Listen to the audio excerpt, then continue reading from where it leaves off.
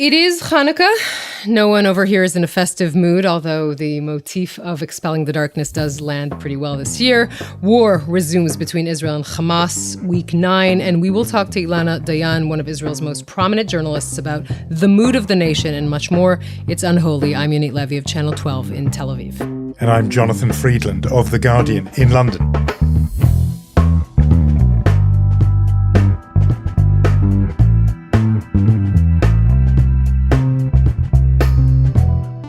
It's unholy, 2 Jews on the news. As you say, I can't think of a Hanukkah that has anything like the mood around the whole Jewish world that this one does. It sort of crept up on us, I feel. I mean, normally with a big festival coming, there's a build up to it, there's excitement. Instead, I found so many people going, really, this week? Their minds, their hearts were elsewhere. They were preoccupied with other things, gloomier things. So the darkness bit is certainly there. I'm heartened by you saying you think there's light expelling the darkness, because right now we certainly got one of those boxes ticked with the darkness. Obviously, there was some light in recent weeks with the week before with those hostage releases, but they did. Since we recorded our last episode, that all came to a halt. And those rolling ceasefires came to a stop. And since then, it's been back to full throttle war and conflict, particularly focused on the south and around Khan Yunis. Those hostage reunions, it feels like already quite a distant memory.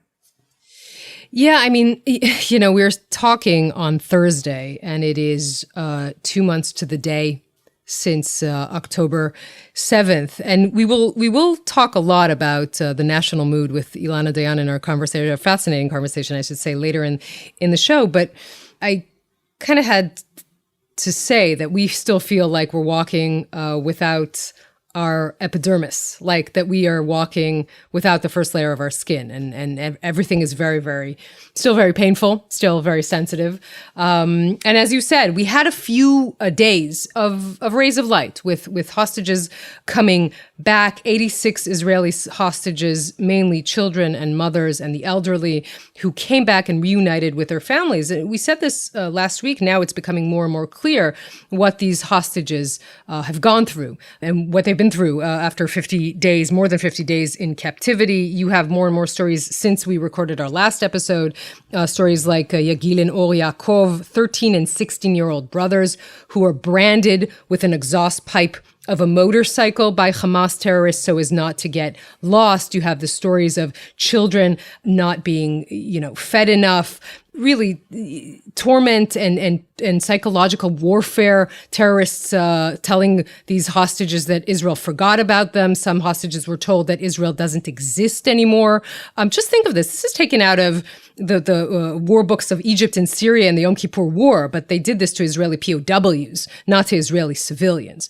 There's this quote that kind of still stayed in my head ever since it was said in our studio on Friday. It's Itai Pesach. He's a professor in the Children's Hospital Schneider in Israel, and he said this about the stories being told by children. He said, "These stories are not mine to tell. There is a time when they will tell their stories, and when they do, I don't think any of us will be able to sleep at night." So that is about the stories coming out. There are still 137 Israeli hostages in captivity. And obviously, it's very, very clear that they need to be taken out pretty urgently. Their families are saying this because they say, listen, now we know what is going on, what is being done to them. Israel's still thinking, the official stance being that the military operations that have been, of course, reignited after Hamas refused the latest hostage deal, that this pressure put on Hamas will convince them to actually release more hostages. Indeed, the families of these hostages are saying this is endangering them, and maybe this isn't the right way to go. So this is where we are in week 9 from the Israeli point of view, of course. That balancing act, I've been having conversations with various people involved in the Israeli military this week, and that the word comes back is often there's this tension between the two stated war aims. On the one hand, to defeat, dismantle, degrade, you hear different words, Hamas's military capacity, and the other war aim to bring the hostages back home. There was always a tension between them, but now that tension, as the fighting concentrates on southern Gaza, where it is believed those hostages are held, that tension becomes very literal, very direct, in the sense that you are bombing areas where those hostages could be held. And, that is the whole war is a series of dilemmas in which there are often no good choices. But that's a really specific one. And as you've been saying, the families are worried about that. Is it possible that a building that gets struck, yes, contains a Hamas operative or a command post, but also their own loved ones? And that's something that it must be weighing on those military planners. The other point I was going to make was about the information that keeps coming out. That has a very important effect, I think. We get on in our conversation with Ilana Dayan to talk about the extent to which every day is October the 7th. But the testimony that comes to light from released hostages renews again every time the emotion, the anger, the pain of October the 7th, and renews the sort of, tops up again the tank, the reservoir of emotion and support that Israelis will be feeling about this whole war effort. And so, sometimes if there is a country is at war, the original provocation gets further and further away. It's 2 months now, as we've been talking about, and therefore things can recede. The energy can dim a bit. But not this time, because each day, each story that comes out means people feel renewed determination to get behind that war aim and to defeat the people who did this. So the psychological warfare that you're describing, the cruelty that you're describing, actually has, from Hamas's point of view, a counterproductive psychological effect, because what it does is it's redoubling the determination of public opinion. I don't think there was any worry that support was fraying, but it does, worry from Israel's point of view. I don't think it, on the contrary, it is consolidating and deepening that resolve. Yes, we should also talk about the fact that we, as time progressive, know more and more that part of Hamas's mission was to sexually assault Israeli women. This is a story that we will talk about, the brave women and men who have brought this to the forefront of the international community. And of course, the depravity of how long it took. I believe it's 54 days for UN Women and the UN to acknowledge the fact that this was indeed part of the warfare. It is a very, very difficult thing to look straight in the eye. I have had people who I really respect in the beginning of the war asking me, but is there any proof that this actually happened? Well, sadly, a lot of the proof was murdered. And that is also the modus operandi of these terrorists. But we now know much more about what was done, sadly, to and tragically and terribly to women during this dark day of October 7th. This has become a really central arena or battleground in the international argument about the war, more and more. There were this big gathering where there was a message from Hillary Clinton, for example, a big gathering at the United Nations in New York, hundreds of experts, women, activists, to discuss the testimony, the evidence that's coming to light. And a lot of the campaign, we've talked about it before on the podcast, is a kind of reproach to UN Women, the body that exists to fight violence against women and girls, but also a whole variety of feminist groups and women's organizations who have not been alive to alert to this issue and have been so slow to speak about it. There is a sort of unofficial commission of inquiry that's seeking to gather evidence, the initial forensic evidence that in a crime scene you would have gathered. It was just not possible in a location of a massacre. But more and more testimony is coming to light, and it is now being shown to international audiences and opinion formers, and some of that came to light. The centrality of it is partly about winning this argument internationally against those who are saying, look, we get it. It was really bad. 1,200 died on October 7th. But look, the Israeli response now is killed so many more people and surely can't be justified. That's a body of opinion that exists in outside Israel. The counter argument to that is, don't just look at the numbers dead on October the 7th. Instead, look at the nature of the sadism, the cruelty, the nature of the crimes, and central to that is the notion of sexual violence, the torture, the mutilation, and so on.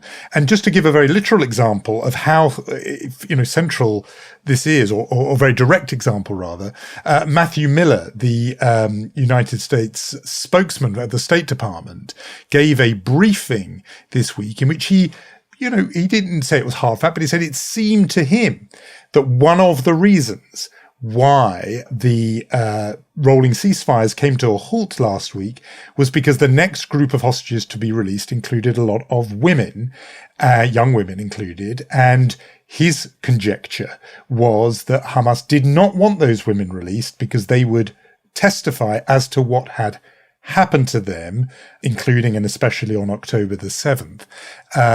He later softened that and said, look, it was his own theory, it was his own speculation, but lots of people have been similarly speculating that those women and what they can testify to is damning evidence against Hamas. It goes to this argument that this wasn't, as it were, just a matter of killing people. It was a matter of a particular heinous danger. And that is something that will be alarming to Hamas, not just in terms of Western opinion, but also in the wider Arab and Muslim world, that the notion of Hamas men committing this kind of crime, even the kind of people in the Muslim world who might want to defend Hamas as resistance and noble fighters against Israeli occupation and so on, would have much less truck with these kinds of crimes. This is a propaganda problem for Hamas. And it just gives you one example. The fact that maybe it played a part in preventing the ceasefires continuing and the hostage releases continuing tells you this isn't just any kind of side issue. If you were making the mistake of thinking this is a side issue, it's a mistake. I think it is increasingly central in the argument around this war. And should be central, and these stories should be told more and more. And I think we should point out that there has been work being done here, bringing this into the focus of the international community. If it was up only to the international community, they could have disregarded this completely. But there has, and you mentioned this, the commission, civil commission of war crimes. It's Kochav El-Kayam Levi, who's a law professor and dealing with that. There's Shari Mendez of the Body Identification Center here in Israel. There's, of course, the investigative branch of the Israeli police, Lahav 433, that have been dealing with this specifically, and the foreign ministry. And we should also point out journalists like our friend Biana Golodriga and like Jake Tapper on CNN, who have been dealing with this more and more and saying this was a central part of Hamas's mission on October 7th. It's very, as I said, Jonathan, I've been here, you've been here also. Living through and listening to all of these atrocities is a difficult thing to do, not only as a journalist, of course, but as a Israeli, and more than that, as a person. And I know how difficult it is to just think of the fact that these were young women, some of them party goers at the Nova Festival, some of them living on the kibbutzim. These were their last minutes on earth, and this is what they went through. It's terrible, but we need to give voice to these women, and we need to talk about it, because this is what happened. And it has the context of this war. We can't ignore it. When people call for a ceasefire and say, we have to stop this, great, but what would you plan? How do you deal with this devil who did this to you once and says it will continue to do it if you call for a ceasefire? It's all connected to how, we look at this place that we are at 2 months in. I think, when you said you're living through it, I think, again, I always feel like I should emphasize this for people who are listening to this podcast outside Israel and don't get to see you on the nightly news every night inside Israel, that you particularly have a kind of locus here. You are the one very often on air hearing these stories, this testimony firsthand. So you are going through something extra, I think, Yonit. And you said, and as Israeli, as a human, I think as a woman, I think for you to be hearing this testimony is asking something very, very hard of you. And that's part of this. I should also say that we have been very deliberately sparing about the details of this. We didn't and don't feel it's right to talk about this on this podcast, but it's not, people don't have to look very far. There is reporting. Christina Lamb wrote for the UK Sunday Times, a long report full of detail. You can look at the Washington Post. You can look at the Israeli newspapers, documented, closely, forensically detailed accounts. It is very hard to read this material. It is graphic in the extreme. But if you have anyone, if you're listening to this yourself, or if you have anyone in your life who is skeptical or who has expressed doubt about the evidence and veracity of these reports, you only have to look at some of the ones we've just mentioned, and you will see there a kind of detail that will, I'm afraid, you'll find it very hard to forget it once you've read it. And this is more and more, as I said, central in how this war is understood. And I think it does go to that point where people say, look, this can't be just that Israel sort of degrades Hamas ready for the next round.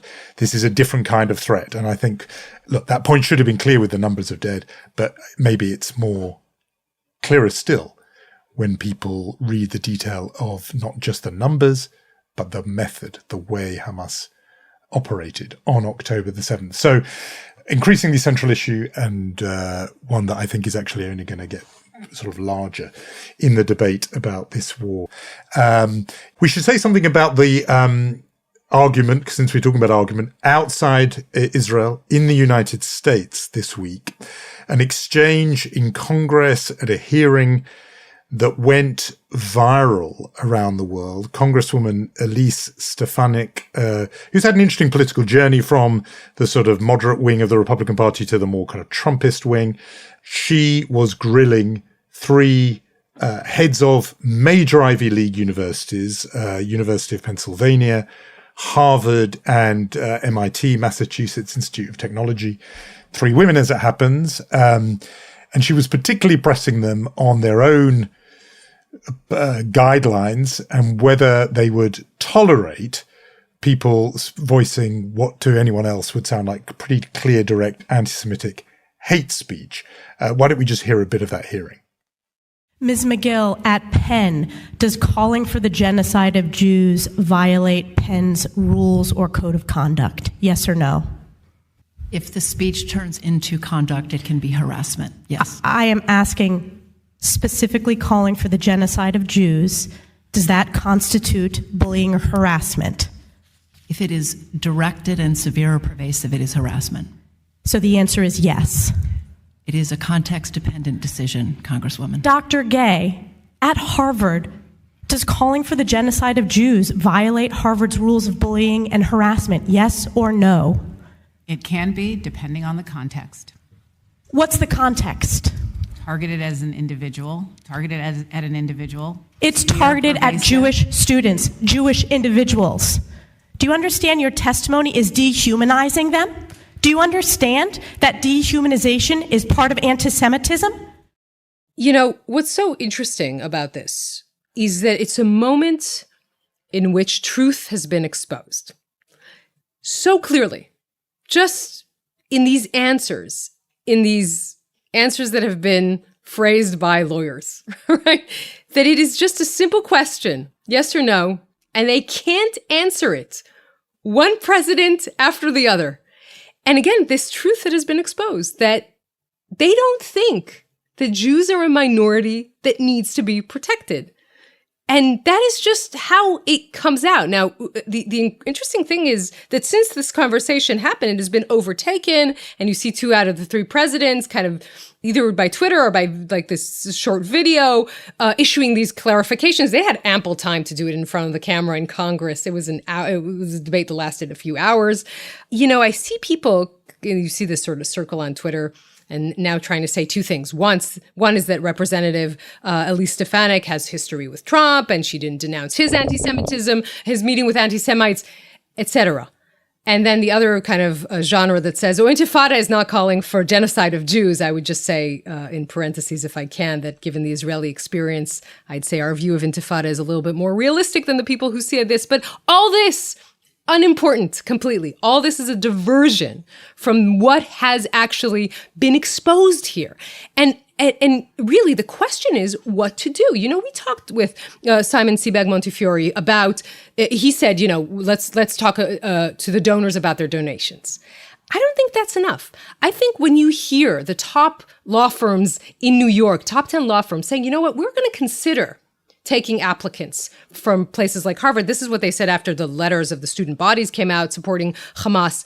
That is another way of effectively saying to these people, listen, if you don't get what is happening here, maybe there are other ways to show you. You know, I don't want to get into too much history, but my grandmother who entered on a medical school in Poland on a quota for Jews. This reminded me, I was reminded this morning of the fact that a few of these institutions had quotas for Jews not a very long time ago. So I'm just saying the burden on proof is on them to prove that they can improve their record a little bit. We have a long memory. So that is just, I think, the thing I wanted to say about that. The focus of the previous discussions around universities were about the students and about the student bodies, the examples you've just mentioned, and therefore action that might make students pause before, hailing Hamas as freedom fighters and so on. I think the reason why this was went around the world and was shocking to people was this was the heads of the universities. These were the grown-ups, right? The presidents of the colleges. That was shocking. I think you're absolutely right to talk about the legal mindset that they were having. Somebody has asked me what, by their own standards, what was going through their minds? What were they thinking? My best guess is that these are universities that think they have to have absolute guarantees of free speech in line with the First Amendment, and therefore they only, as they see it, ban hate speech when it is A, directed at individuals, and B, severe and pervasive. That must be the formulation that's there in their guidelines. And so they thought they were giving this legalistic answer. None of that, like you were saying, none of that actually changes anything, because the question was put to them really explicitly. It wasn't about, does intifada mean genocide, just like you said. It was, if somebody calls for genocide against the Jewish people, in your guidelines, is that okay or not okay? Whatever the legal letter of the law says, how was there not an instinct in them that kicked in to say, put aside the rules and regulations? That is obviously wrong and anti-Semitic, and I'm going to say so.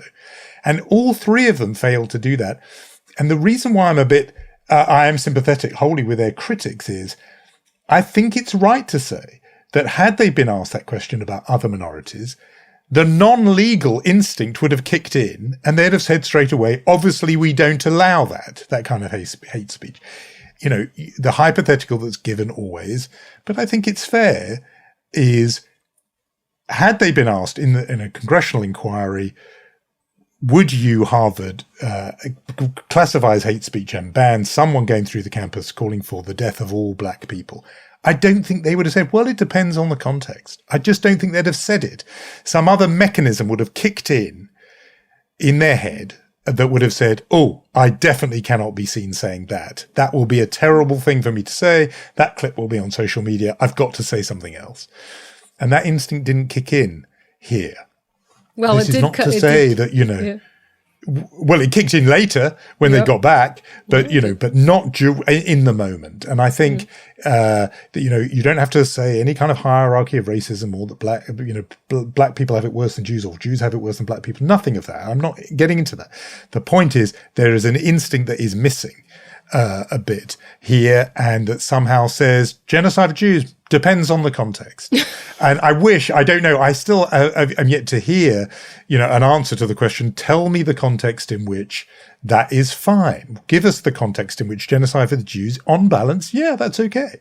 I can't imagine it. I don't understand how these three, highly qualified, very brilliantly educated people could not have that impulse without thinking on some level. And we had David Breedle on the podcast. His argument always was, when it comes to progressives and their protection for minorities, Jews don't count. And I think a bit of that did kick in here. So that was what was going on in Washington. I think it was a fascinating discussion. As I said, it uncovered a lot of uncomfortable truths. But we can't not talk about Israeli politics this week, even though the war is raging on and we're at week 9, as I said. But there have been a few things going on politically here, and all of this has to be understood through that prism as well. So first of all, what we see, generally speaking, is Netanyahu cementing his base at all costs. The war budget has passed in the Knesset this week. He has been giving extra funding to ultra-Orthodox parties, extra coalition funding. This has been he received huge blowback on this. I mean, the fact that Israelis are fighting a war, there are 250,000 evacuees from the southern part of Israel and the northern part of Israel, 350,000 reservists not working, and the funding of this coalition is going in massive parts to the ultra-Orthodox. We should mention a community that, generally speaking, does not serve in the military. Again, what we see is Netanyahu being very, very concerned about cementing his political base, either preventing elections, because that is beginning to be the conversation here is in Israel of early elections in the shadow of the war, or trying to make sure that if there are elections, he'll still have their support. Another point to be made, Jonathan, the fact that Netanyahu is saying very clearly, it will not be the Palestinian Authority to rule Gaza in the day after. This is also part of him cementing his political base, because of course this could be said that the smarter move for Israel is to say this is going to be our day after goal, and that thus also relieving some of the pressure coming particularly from the United States on this. But he can't do it from the coalition or political standpoint, because this is going to be his line. If there are indeed elections soon in Israel, and many people think that in 2024 we are going to see elections, he's going to say, no, I'm going to protect Israel from another, taking over the Gaza Strip by any sort of Palestinian element. Also to mention, we should, and that is that the Merav Michaeli, the head of labor, decided to face reality after more than a year and not to run, basically leave the head of her party, Labor Party. Many have said, and we're a little bit over a year after the elections, that her decision not to merge with Meretz is one of the fatal decisions from the standpoint of the center and the center left in Israel that led to this Netanyahu coalition as we speak. So that is where we are politically in Israel right now. And what you said there about Netanyahu, just confirmation of something that I was picking up from so many people, including but very senior figures in the Israeli military. Their worry that they are being led by a prime minister who is still putting his personal political interests first, rather than the national interest. And those examples you gave us would go to that critique, I think. And lots of people right at the beginning said what would be best for the country would be if he were to say, I'm not going to fight the next election, I'm going to step down. And therefore everyone can trust in the idea that I am doing this only for what serves the country. Dream on. That is not him. That's not his personality. And what you've told us says politics continues. Merav Michaeli's departure, does that mean there are no women now leading any of Israel's many political parties? Was she the last and only one? It is what it means. There will be elections for the head of labor. It could very well be that the next head of labor is also a woman. But I think that at this specific point, you are right about that. That is also problematic in itself for the political system. Nevertheless, it is not as if women do not feature prominently in Israeli public life. And alongside you, Yonit Levy, none more so perhaps than our next guest, who is really one of the leading and most respected voices in the whole country.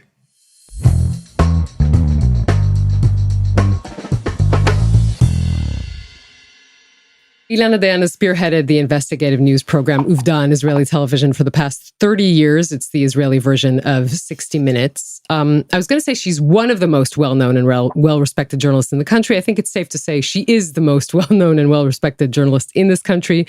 Not only a good friend of mine, but now a good friend of the pod as well, and someone that many Israelis look up to definitely during these dark days. So Ilana, it's such a pleasure to have you on Unholy again. Thank you for being here. My pleasure. Thank you for the warm introduction. Last time we spoke, it was really in the very turbulent days of the judicial overhaul and the protest. And at that time, we said we've never experienced anything like it. Now we are in, a very, very dark patch. It's been 2 months, almost to the day, since October 7th, but it kind of seems like we are cemented on that day. Let's talk a little bit about, how you perceive the national mood. Both you and I would give anything now to go back to the dark days of the judicial overhaul, because we realize they can be so much darker.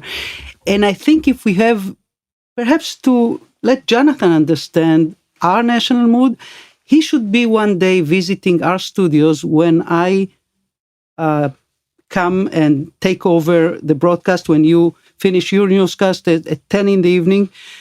And the look in our eyes, you look at me, I look at you, and we realize that we are in such distress. We are heartbroken, personally, nationally, but very, very privately as well. I know that you are trying to shield your kids from the news.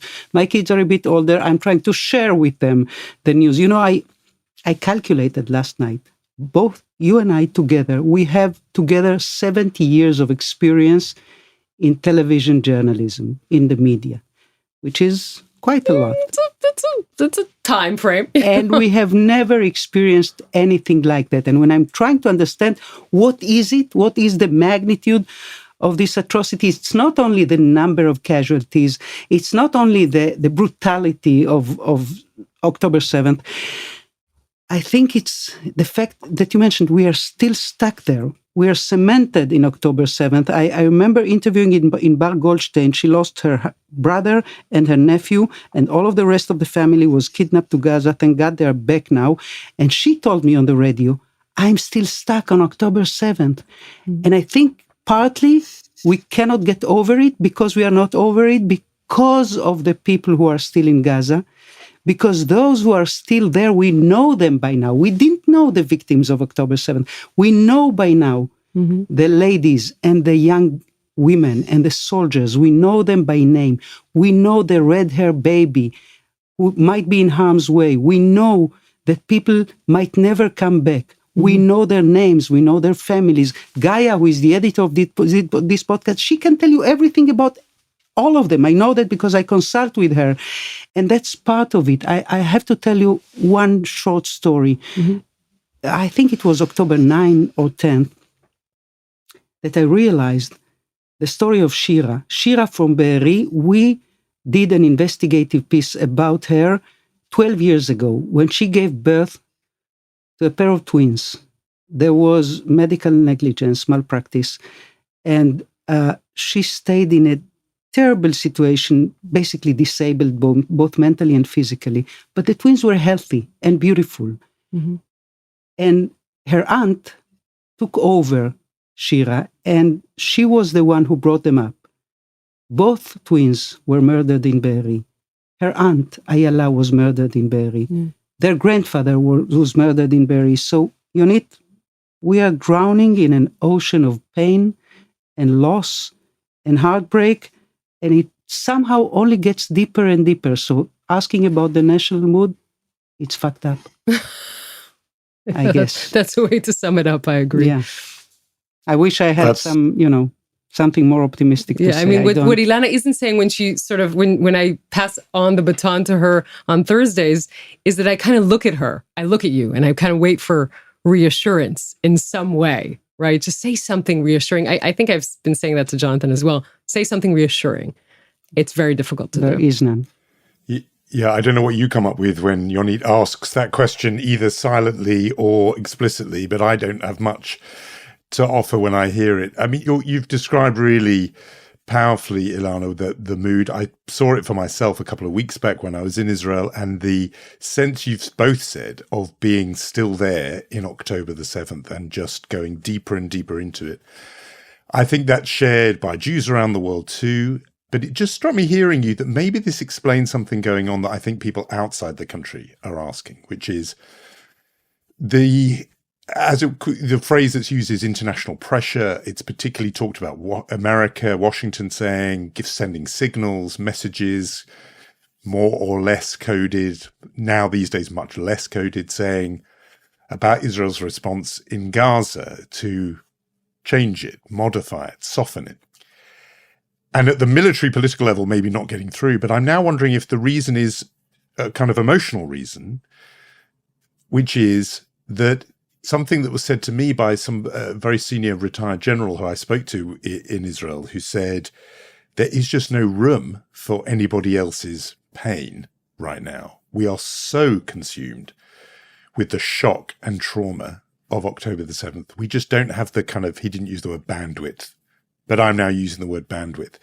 Is there a connection, in your view, between the mood that both of you are describing and feeling and living through and the kind of, is it a refusal or inability to respond to world pressure, which is saying, look at what's going on in Gaza right now. We feel the pain of October the 7th, but it's too much. Can Israelis just not hear that? Because you're absolutely naturally, inevitably so consumed still with the shock of October the 7th. That's one way to put it, that fury and loss and anger and the sense of vengeance is really fueling the war in Gaza. That's one way to put it. But there's another way to put it. There's a monster that grew up on the other side of the fence, on the other side of the border. It erupted. It brutally invaded us not only territorially, invaded us physically.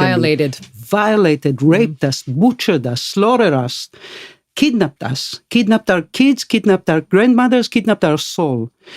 And all of a sudden, we realized this monster has to be dealt with. It was not dealt with because of millions of reasons. And so you could put it in another way. There is a military effort that Israel is engaged in these days, which it hasn't before October 7th.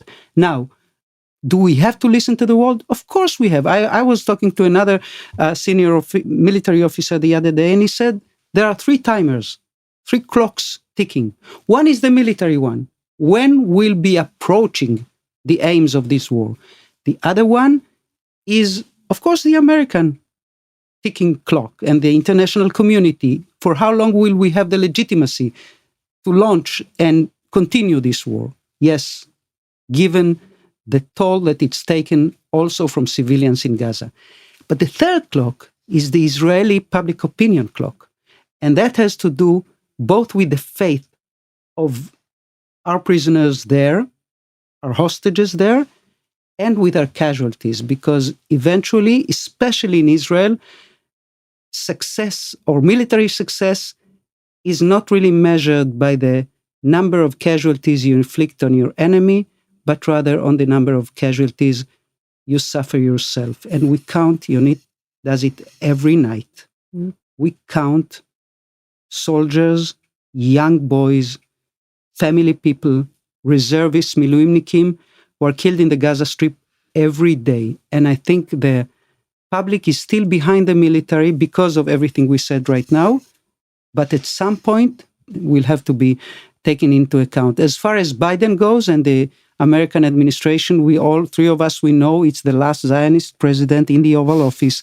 There has been no precedent to the sentimental support and the concrete support, and we need it. We will not be able to ignore for long, if that's what you're asking, the American ticking clock and the Biden administration demands. And Tom Friedman wrote it the other day, that Israel's stated aim is to get back all its remaining hostages while destroying Hamas once and for all, while doing it in a way that doesn't cause more Gazan civilian casualties that the Biden administration can defend, and without leaving Israel responsible for Gaza forever and having to pay its bills every day.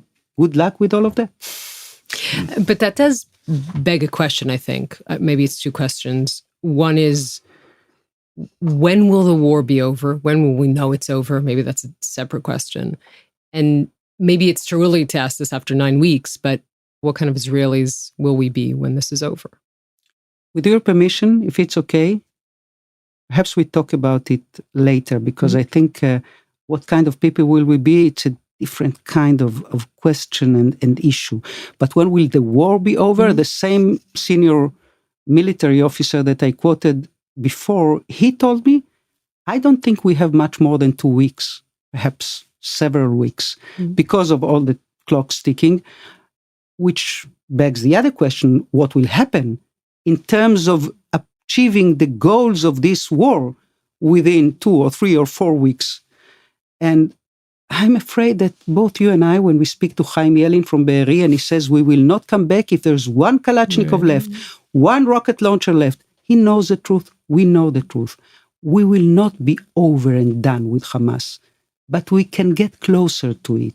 And I have to tell you, I agree with many in the brass who say that were it not for the military pressure applied by Israel, there wouldn't have been any hostages deal.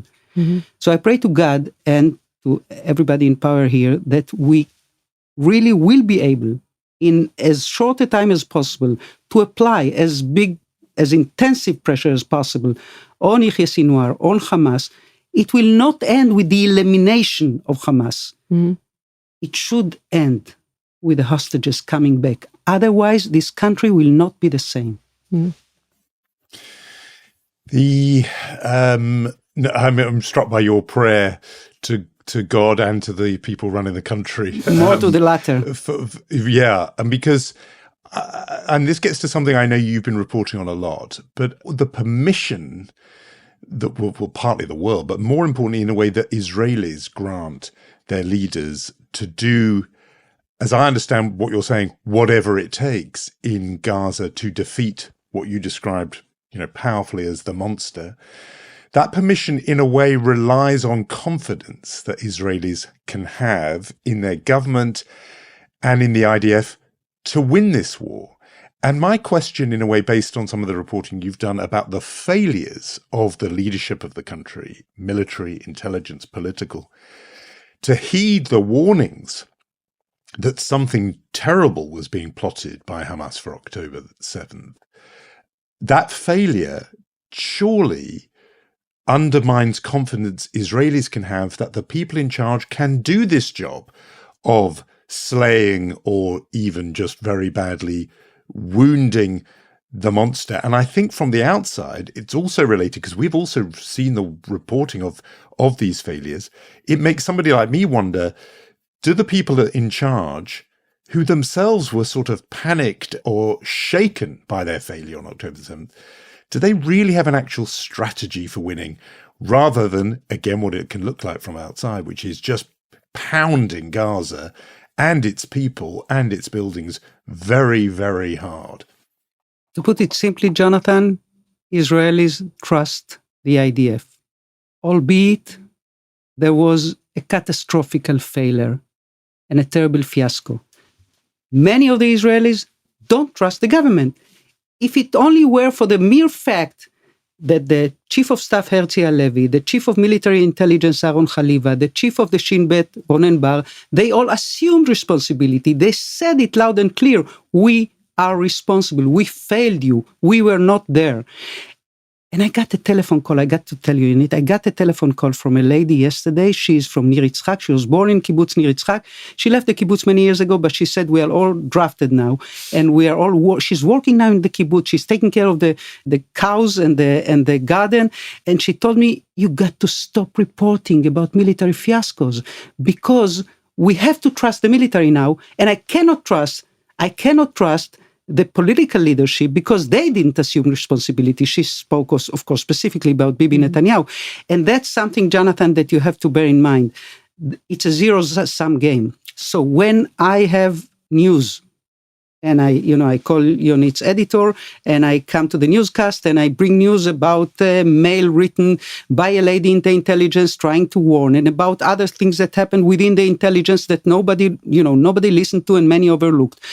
I know the tricky part, and the tricky part is that any indictment against the military these days constitutes a letter of defense for Bibi Netanyahu. He will use it and abuse it, and he will do it anyway. And, he tweeted against the chief of staff and the chief of the Shin Bet. And just yesterday, there was breaking news brought by a colleague, Sefi Ovadia, on Channel 13, that a security lady from the office of the prime minister wanted to conduct a search in the chief of staff's bag and in his pockets to make sure he doesn't have a recording device when he enters the cabinet meeting. And of course he refused. And then the office of the prime minister said it was poor discretion on her side, but they didn't deny it. They didn't deny that he was asked, to be searched on. So bottom line, we all three of us, we are journalists.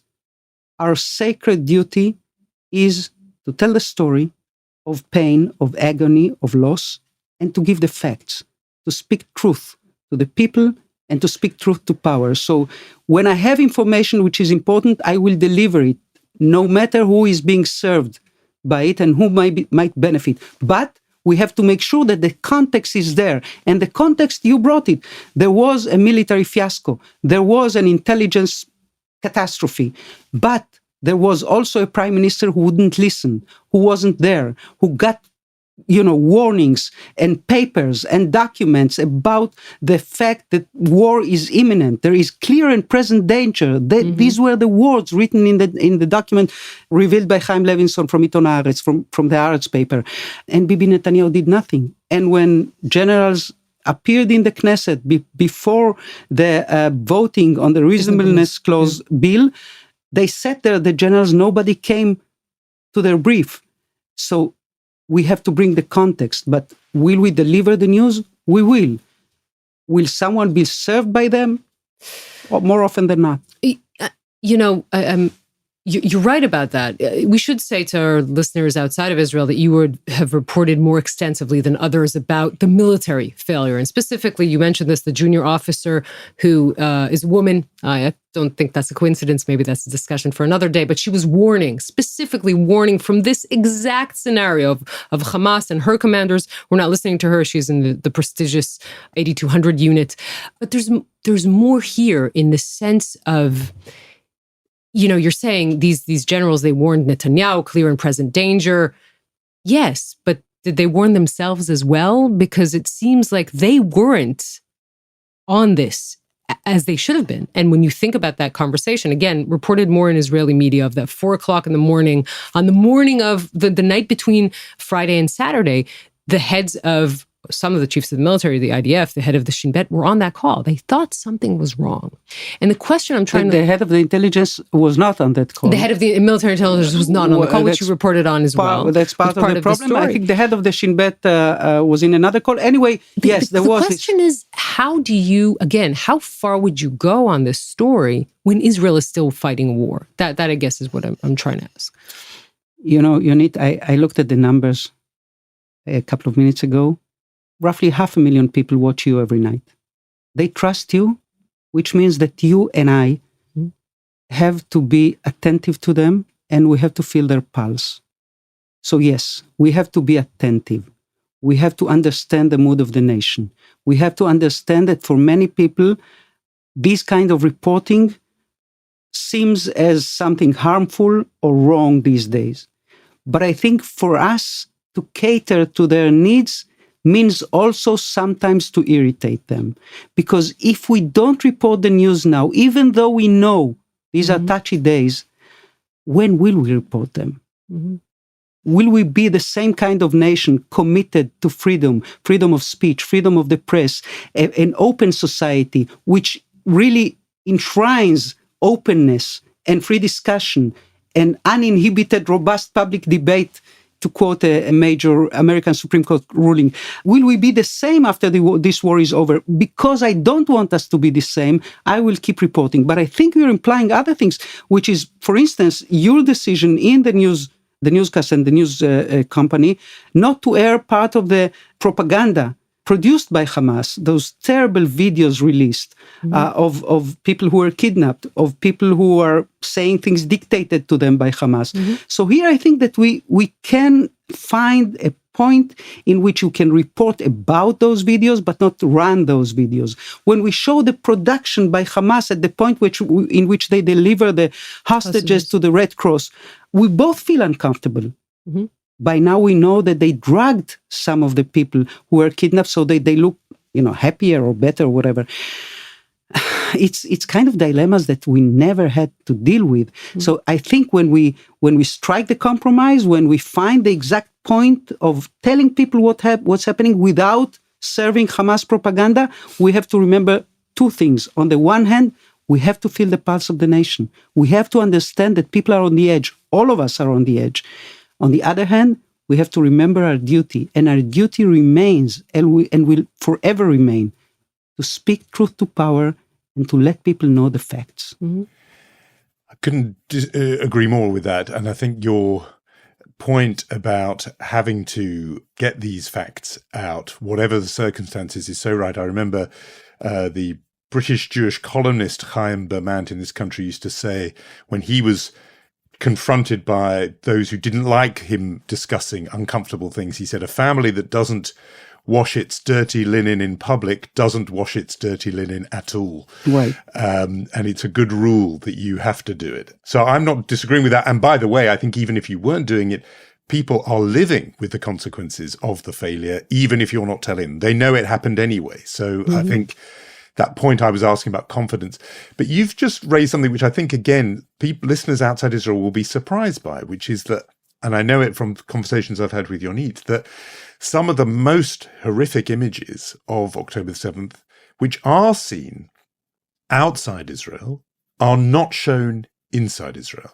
And I think that's a good corrective to those who brand the use of those images as somehow pro-Israel or pro-IDF propaganda, because you would think they would be used to motivate the home population, and they're not, for reasons or the kind of reasons of restraint and taste that you've been speaking about. But the other difference in how the war looks, and when I was in your chair, Ilana, and Yonit and I were face to face, Yonit said to me, the people outside Israel are seeing a different war from the people inside. And that is particularly in terms of these images of the impact of Israeli bombs in Gaza. I just want to say it's totally normal for a country fighting a war, for its civilian population not to see images of that war. It's not just some peculiarly Israeli thing. And the example that's been in my mind is, during the Vietnam War, Americans did not see they talked about their own soldiers. They didn't see the impact of their war on Vietnamese. But eventually something did come through, and it sort of leaked through in the famous photograph of the young girl fleeing the napalm bomb, etc. Is there a point, and at which Israelis are not only, for all the reasons we've said, completely understandably, going deeper and deeper into the pain of October 7th, but beginning to look at some of the photographs and images I'm seeing every day, grieving families in Gaza who would say they're not Hamas, holding the bodies of children who were too young to be members of Hamas. At what point does that get seen in Israel? And if it does, going back to my Vietnam parallel, is there any point at which Israelis say, we know how much we want to slay this monster, but this price is getting almost too hard to bear? Forgive me for asking, Jonathan, but don't you think that the latter part of your question offsets the disclaimer in the first part? I mean, when you say eventually, guys, you will have to watch it eventually. You'll have to face it.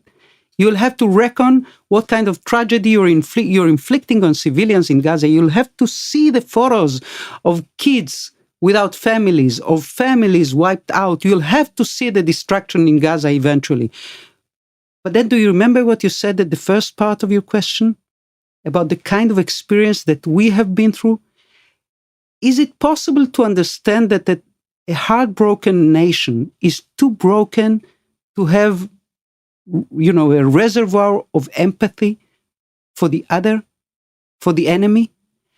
Is it too much to ask for people in London, in Brussels, in New York, in Harvard and MIT? Is it too much to ask them to understand the one simple question that I told you the other day, Jack Tapper from CNN asking, what was Hamas expecting? When they launched this brutal, sadistic, terrible, horrific atrocity, what were they expecting? I want to ask it, to sit in front of an engineer, a kindergarten teacher, or a social worker, or a carpenter in Gaza, a mother, a father, a young boy. I'd like to ask them, what do you think Hamas expect? What did Sinwar expect when he did what he did? Did he expect us to sit idle by? Did he not know that Israel will launch a counterattack 10 times worse? And if he did expect it, what does it mean regarding his responsibility to the very same photos that you want Yonit and me to watch or to show our people. Now, and now comes my disclaimer. This is not to say that I want to stay blind. This is not to say that I want to turn into a person indifferent and cold and uninterested in the agony of a mother or a child or a father or a family or a physician in Gaza. No. But I want you to understand, A, that we need the time, and two, you've written it yourself the other day. It's a tragic choice. Suppose that we show these pictures. Suppose that we internalize them. Suppose we digest them. Suppose we relate to them. Suppose we are painful with them. Now what? What do we do with the tunnels under the mosque? What do we do with the tunnels under the school? What do we do with RPG rockets or launchers or missiles in schools and in classrooms and in civilian homes? How do we fight this monster without inflicting, yes, this painful and agonizing pain on civilian population? Do you have a good answer? You've written it yourself. It's a tragic choice. But, and that's something that Yonit and I discuss once in a while, we are not foreign reporters. We're Israeli reporters. This is not the time for us to weigh both sides.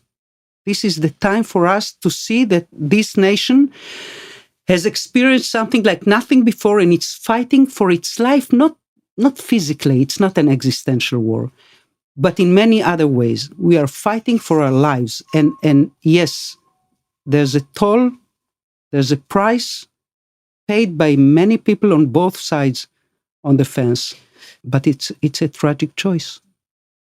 I first of all, I have to say, using Jonathan's words to throw the question back at him is something I dare do only after episode 140. So I applaud you, Ilana, for doing that. For doing what? For taking Jonathan's words and throwing them and asking him a question. But I want to add to that, if I can, make this a little bit more a discussion, not really a question. Generally speaking, and you mentioned this, Jonathan, we don't show atrocities on Israeli television. We don't show it of our side this time or of another side. There are all kinds of reasons for that. It's mainstream television, the demography of people watching from the age of 4 to the age of 80. It's at 8 o'clock. It's prime time. So we've always been very, very careful. In this story as well, I think the best example would probably be American media after 9/11. If you remember, in the first few months, they didn't show the people jumping out of the buildings, out of the towers, because it was too much for a nation in trauma. And we think that as well. So just generally, we are not showing the atrocities on the Israeli side. We're definitely not showing pictures. We're showing the destruction in Gaza, but we're not showing the pictures you're seeing in London. I think that we are showing what is going on in Gaza much more than we used to in other conflicts between Israel and Hamas. I'm not sure, and I pick on what at the end of what Ilana was saying, I'm not sure that it would change something in the way Israelis are viewing this war, because they are very much in their own grief. And at the end of the day, and again, you know this, I met a friend, actually a mutual friend of Ilana's and mine yesterday, and he comes from Washington, he gave the whole situation of how many Americans see Israel as being the bad guy and as inflicting this damage in Gaza. And then I just asked the same as Ilana did. Okay, then what do you do? Exactly. What do you do? I just, it strikes me listening to you both that the one group of people who are either forced to or just are immersed in both narratives are diaspora Jews. Because diaspora Jews are sitting in London or New York, and so we're seeing the images on the BBC and CNN because there's no holding back, they're not restrained by any of the factors you're describing. But they also connect emotionally with the narrative of October 7th in the most direct way, more than any other group except Israelis themselves, because they have family in, the south of Israel, or families who were evacuated from the north and so on.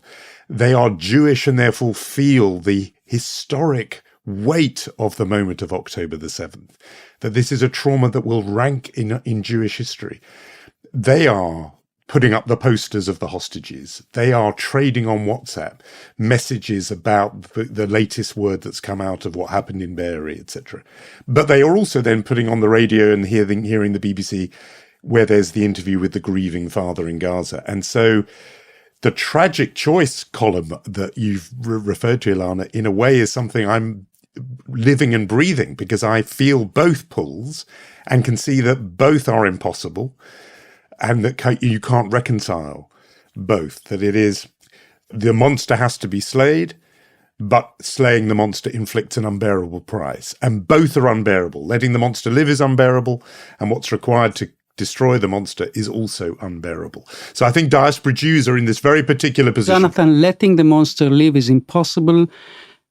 Taking the price of being done and over with it is expensive. It's the difference between impossible and expensive. Yes. And by the way, you as a diaspora Jew, you're living both narratives.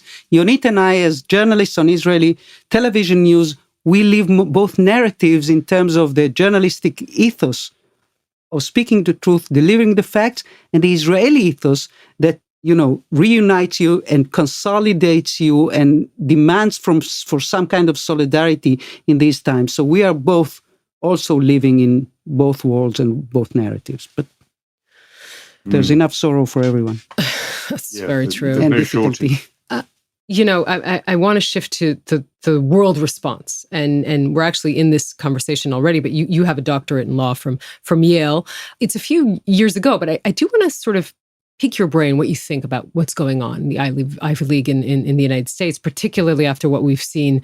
The presidents of Harvard and MIT and Penn all asked it's not supposed to be a stumper. It's actually a pretty simple question, right? What would does calling for the genocide of Jews violate the university's code of conduct or rules regarding bullying and harassment? You see the response. It's context dependent. It depends on context. And it doesn't if it happen only in a crosses vacuum. the line between speech and conduct. How do you read this? What has happened to Ivy League in America? What is going on there? I'm ashamed to admit that I'm almost an ignorant when it comes to the anti-Semitic sentiment that obviously or presumably was somewhere there waiting to erupt, kind of something dormant, and just all of a sudden it's in our face. I came from Argentina. I understand you can sense some of it in South America as well, but mostly in North America and in Europe and in liberal humanistic universities, the most enlightened, shrines of knowledge and academic research in the world. I don't know the answer. Has it been there forever and just, erupted right now? Does it have to do with woke culture? I know that my son Zohar was corresponding over Instagram or Twitter or something with a kind of woke guy like this. And the guy was writing to Zohar, "You're a colonizer." And Zohar was writing to him about Ophir Lipstein, who was killed in Kfar Aza in the kibbutz, who was the head of the council, the head of the regional council. And he was architecting and he was launching an industrial park for Gazan engineers to work and make a fair living there. And Zohar asked him, says, Ophir is no colonizer. Zohar was writing to him about Shlomo from Kfar Oz, who sacrificed, he gave his life to save his wife and his daughter and grandkids. And he was also a peace activist. Is he a colonizer? He was asking him about Vivian Silver from Be'eri. She was marching with Palestinian women a couple of days before she was murdered in Be'eri. And Zohar asks him, is she a colonizer? And if she is, it ain't no way to cry freedom. And Zohar told me the guy disappeared. But do we have answers to the show that we saw just tonight in the United States with Representative Elise Stefanik, who was, confronting these ladies from Penn and Harvard and MIT? I have no idea, Yonit. I just, I know that it's a wake-up call. It's a wake-up. And Jonathan, it has almost nothing to do with what the military is doing now in Gaza. Because if these ladies are not able to answer yes or no to the question, does telling Jews that the Jewish people has to undergo genocide, does that amount to bullying and harassment? If they cannot say simply yes, it has nothing to do with the war in Gaza. Yeah, no, I don't. We all agree on this. I mean, this was a really shocking bit of congressional inquiry to hear the one after another walk into this same, trap. I mean, it flatters it to call it a trap because it was just a straightforward question. Yeah. And they just couldn't answer it. No avail, No actually. avail. There are two things there I just have to mention. One is because until this happened, you kind of could have said to yourself, well, it's the young college students. They, as you said, this is the woke ideology. They kind of misfit it with the decolonization, and that's why it works. Okay, sometimes students like to, I don't know, whatever, rebel against their parents, but these are presidents of these institutions, and they can't answer the question. It's really unbelievable when you watch it like that. It's beyond me. Yeah, no, I think we all agree on that one, and I agree that it predates now. It's something it is the mentality of viewing Israel as a settler colonialist enterprise. And that predates what's happening now. If anything, what happened on October 7th revealed that there is this thinking about Israel rather than causing it. I want to go back to something Yonit raised and then sort of put to one side, which is a sort of gender question about those warnings. And again, this is something that I saw a part of just myself, which is that at the highest level, there was this warning that came from a female official about who was raising the alarm about what she saw from Hamas on the other side of the boundary, but also those people whose job was to look at the border.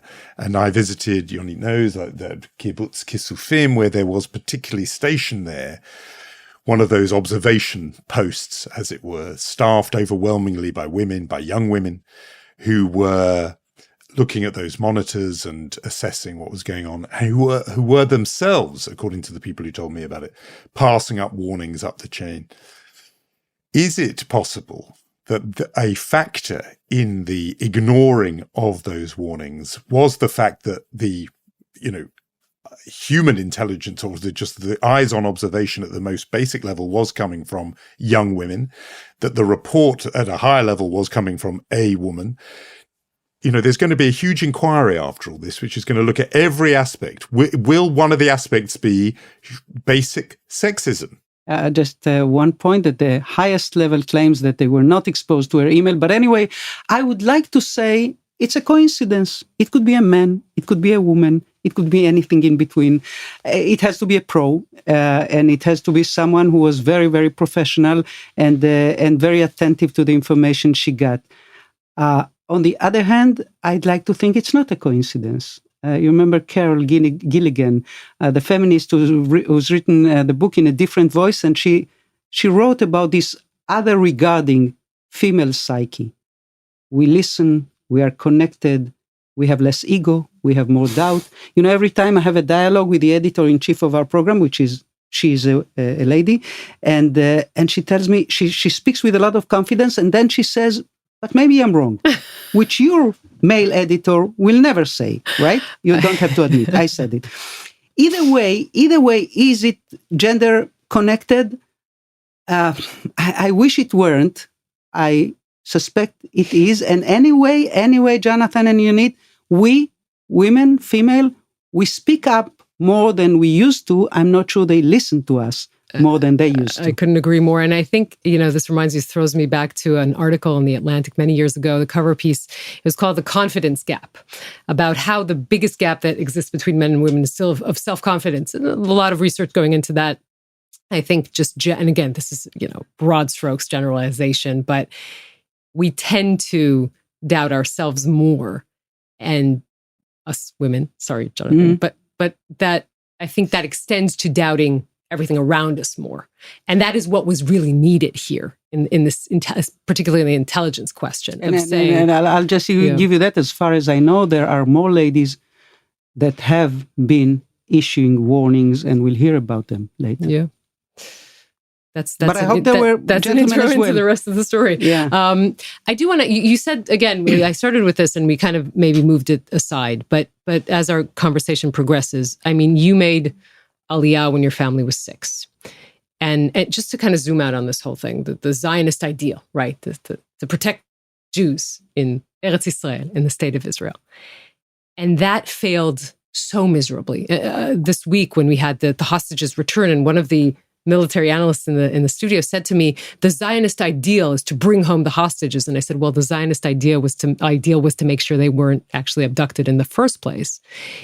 What happens to that idea, to the raison d'etre of Israel, if Jews can't be protected? And what happens to us? As you mentioned, I came from South America, and there's a phrase in South America and Latin America and Central America, la ausencia del Estado, the absence of the state, which you can see in the jungles, in the remote areas, in the favelas in Brazil, in the miserable places in Colombia and even in Argentina. La ausencia del Estado. You and I have never experienced the absence of the state. It was always there, better, worse, but it was always there. The military, all of a sudden, they disappeared on Saturday morning, October 7th. And I ask myself this question: what will happen to us when this war is over? What kind of people will we emerge from this war as Israelis, as Jewish people, as Zionist people? And first of all, I think we will have to find the words. We lack the words. We cannot even conceptualize or give words to what happened. We need the words. I interviewed a policeman from Ofakim one day in the studio, and he told me about how many terrorists he killed and how many bodies he saw. And he was, he's a 50-something years old man.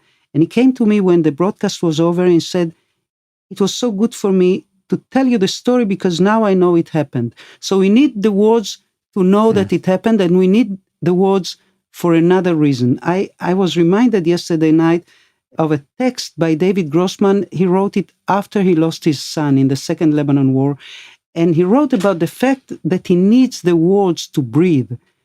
And he said that after years of living in an extreme and violent reality, your world becomes smaller and smaller, and it shrinks on you.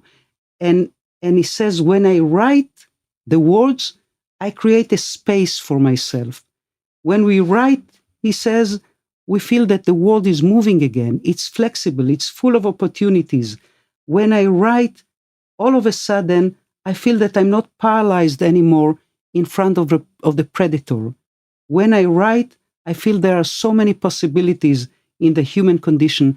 And all of a sudden, I start breathing with both lungs. I remember this text and I came back to it. So first of all, we will need the words. We still don't have words. Hebrew is a rich language. English is even more, I'm afraid to say, but both languages. Hey, but it's we're older, so we get that. Yeah, but they have Shakespeare and Jonathan, and we don't have the words, so we will need the words. And second, we will need to reckon with the peril, the danger of falling back on Jewish tragedy. We sometimes are tending to fall back on tragedy and victimhood. And it's kind of, it's branded on our body. It's burnt on our souls, Jewish tragedy. But Jewish tragedy has brought up or created Zionism. Zionism was born out of Jewish tragedy. And Jewish tragedy drives pessimism. Zionism had to consume a huge amount of optimism, because you need to be an optimism to build, to create, and to have a miracle come true. This is the sheer essence of Zionism, creating the miracle of sovereign life for the Jewish people in the land of Israel. That had to consume optimism. Will we have that optimism the day after to rebuild, to reckon with the new reality, to face this defining moment in our history? I'm afraid that falling back on tragedy, and we tend to do it so easy. I'm always reminded of another story that I've read of David Grossman, a short story that he wrote years and years ago about his wedding. And his aunt, she was a Treblinka survivor, perhaps she was an Auschwitz survivor, and she came with a Band-Aid on her arm. And he realized it, and after the wedding was over, he asked her, why did you come with a Band-Aid? She said, I didn't want to come with a number of my arm on my arm, because I didn't want to ruin your wedding and your happy day. And he wrote, it's so fragile because just the rip of a Band-Aid and the tragedy is there again. And here the tragedy is here again. All of a sudden we speak about, Anna Frank kind of scenes, right? Kids hiding in a closet, waiting for 14 years for the military to come. Ours, yeah. Our kids, Israeli kids. Yeah. And also the fact that it happened in Israel. So it was like coming from this sense of total or almost total security and confidence. And the state is there and the IDF is there and the military is coming. And it didn't come. And so the fall was also painful. I think we will have to rise. We will rise.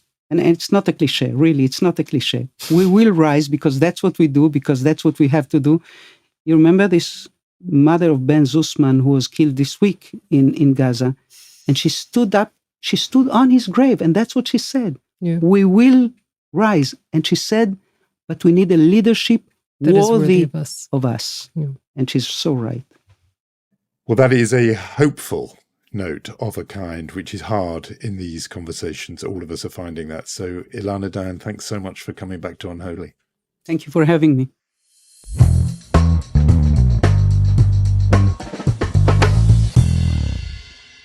So that was our conversation with Ilana Dayan. It's always great to talk to Ilana. She manages to put into words so eloquently what I think so many of us have been feeling in the past 2 months.